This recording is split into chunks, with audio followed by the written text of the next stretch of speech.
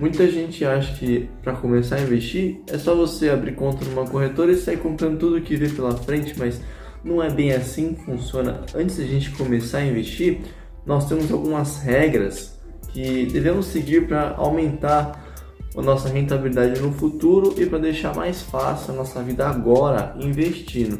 Então, eu vou mostrar agora alguns passos que você deve seguir antes de começar a investir. Bom, o primeiro passo, você tem que saber primeiro o quanto que entra e o quanto que sai da sua conta. Você tem que saber exatamente o quanto você ganha e você vai ter que saber exatamente o quanto você gasta. Aqui a gente tem dois pontos que a gente tem que prestar atenção. O quanto que a gente ganha, a gente tem que saber quanto que é fixo e quanto que é o variável. O fixo pode entrar no nosso salário e o variável entraria, por exemplo, bonificações e vendas. Na parte do quanto sai, a gente vai ter que saber duas coisas. Quanto que é essencial, que eu preciso para sobreviver, pagar minhas contas. Quanto que é não essencial, quanto que eu gasto, por exemplo, comendo fora ou comprando besteira no supermercado. Isso é muito importante porque sabendo quanto que é o gasto essencial e não essencial, a gente consegue saber quanto que a gente consegue reduzir do não essencial. Assim a gente vai aumentar o quanto que fica na nossa conta antes de a gente gastar. Isso ajuda a gente a saber quanto que a gente pode investir todo mês. Isso é um passo a mais para você acumular um patrimônio melhor e ter mais riqueza.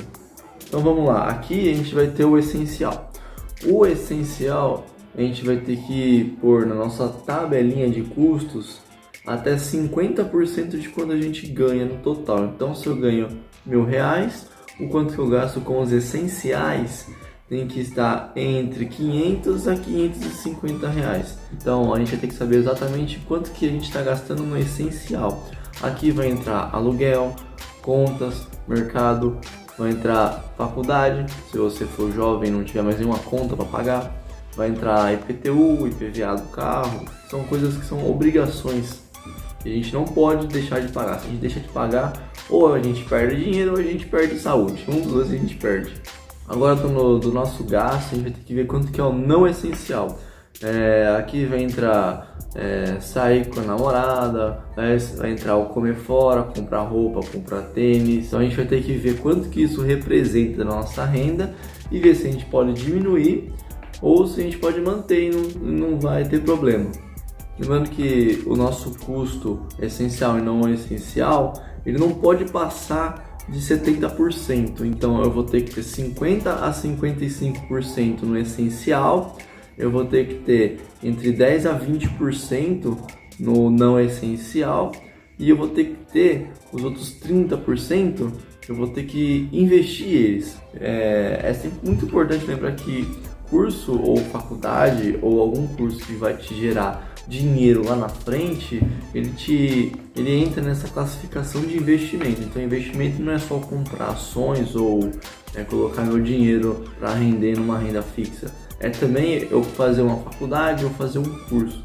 Isso entra com investimento, mas é muito importante a gente saber que na maioria dos casos ele não pode ultrapassar 30% por dois motivos. Primeiro, ele pode não ser saudável para nossa mente, a gente começa a guardar muito e em uma hora a gente vai estourar e vai começar a gastar muito ou fazer resgate do que a gente guardou, ou a gente realmente não tem como, a gente vai ter que bancar, por exemplo, uma casa, um aluguel. Não tem problema a gente começar com 20% ou com 10%, porque faz parte. É sempre importante lembrar que investimento é para o longo prazo. Então se você guardar entre 10% a 30% todo mês, daqui a 10, 20 anos você vai conseguir aposentar do seu próprio patrimônio e vai ter uma qualidade de vida boa.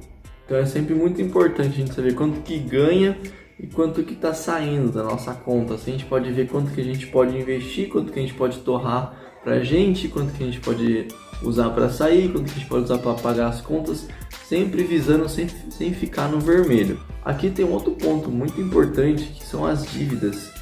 Eu separei entre 10% a 30% para eu investir, mas caso eu tenha dívidas, eu vou ter que pegar esses entre 50% a 55% para colocar no meu custo mensal e o resto eu não vou poder gastar e eu não vou poder investir, porque eu vou estar com uma dívida. E essa dívida eu vou ter que colocar a outra metade inteira do meu patrimônio para pagar essa dívida o quanto antes. porque nenhum investimento vai render mais que uma dívida, isso é fato. Vamos colocar aqui, por exemplo, a dívida do cartão de crédito ou do cheque especial. Qualquer lugar é entre 9% a 14% ao mês e nenhum investimento rende isso. O mais perto que você pode chegar é de 1% ao mês rendendo isso, sabendo que não é fixo. Então, antes de começar a investir, é muito importante a gente pagar nossas dívidas. Bom, agora que eu já sei quanto que está entrando e quanto que está saindo da minha conta, agora que eu sei em porcentagem quantos que são minhas despesas essenciais, as não essenciais e os investimentos, eu vou conseguir agora fazer a minha reserva de emergência. Mas é muito importante a gente fazer essa reserva de emergência, por quê? Porque se eu perder o meu emprego ou minha renda fixa, ou eu não conseguir vender muito, no caso de ser autônomo, e eu não conseguir o quanto que está entrando na minha conta esse mês, pagar o quanto que eu tenho de despesa fixa, eu vou ou gerar uma dívida.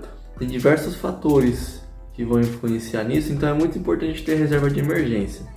Aqui tem dois pontos.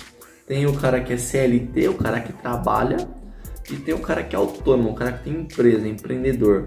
Eles têm níveis diferentes de riscos de não entrar renda. O CLT, se ele for mandado embora, mas ele vai ter um pouco do seguro-desemprego, tal, enfim, vai ter a multa se não for justa causa, então ele vai ter que ter uma reserva de emergência menor do que o cara que ele é empreendedor. A renda dele depende do trabalho dele e de se está vendendo ou se tem cliente vindo comprar o serviço dele. Então ele tem um risco muito maior de não ganhar renda do que o CLT. Então a reserva de emergência dele vai ter que ser o dobro do que o cara que é CLT. Então eu separei aqui um número que é bem representativo, pode ser maior ou menor, mas em média eu coloquei de 8 vezes o meu custo fixo mensal para o cara que é CLT e 16 vezes o custo fixo mensal para o cara que é empreendedor. Então, se eu gasto R$500 todo mês de despesa essencial, vou multiplicar por 8, no caso do CLT, eu vou saber quanto que eu tenho que ter na minha reserva de emergência. Então, se eu gasto R$500 todo mês com a despesa essencial, eu vou ter que ter na minha reserva de emergência mais ou menos ali R$4.000. No exemplo do cara que é o empreendedor, que é o cara que tem um pouco mais de risco que o CLT, ele vai ter que ter algo perto de R$8.000.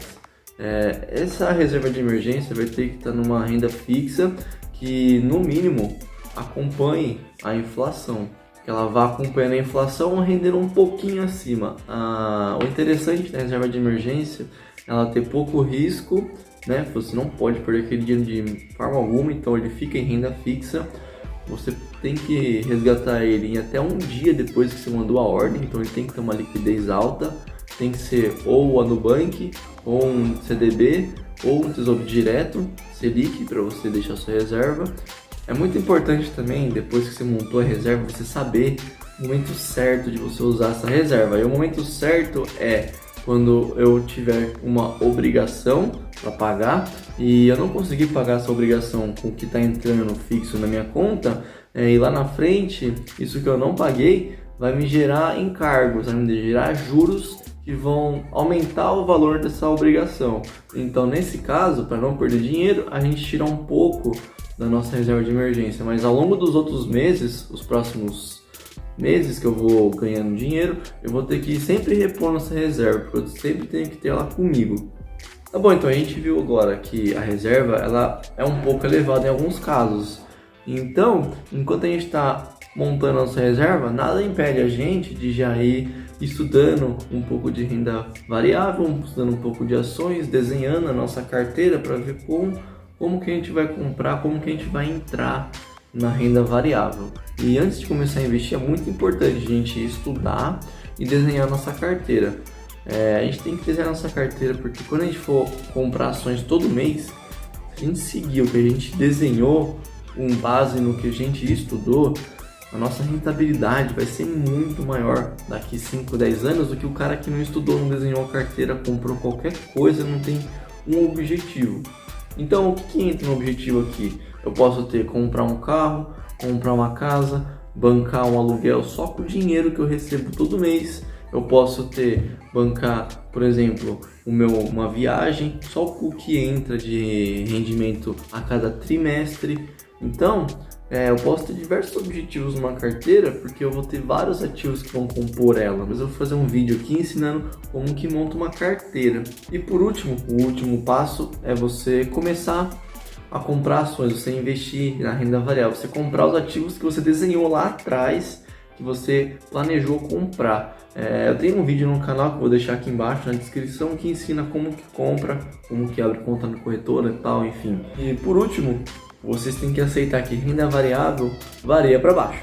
Então, se você comprar uma ação e depois de 2 dias você ficou 5% negativo, não venda. Você vai perder 5% do seu patrimônio que você investiu nela por besteira, porque oscilação de curto prazo existe. Você nunca vai acertar o menor preço para você comprar naquela ação, você nunca vai acertar o menor ponto do gráfico para você comprar aquela ação, mas se você for comprando constantemente todo mês, você vai ter uma rentabilidade muito maior a longo prazo. Então, não se preocupe com o curto prazo. Bom, esse foi o vídeo de hoje, espero que você tenha gostado. Deixa aquele gostei para mim, compartilha, manda para aquele seu amigo que está com alguma dúvida, está começando a investir agora e não sabe ainda dos passos antes de investir. Muito obrigado por ter assistido, até a próxima.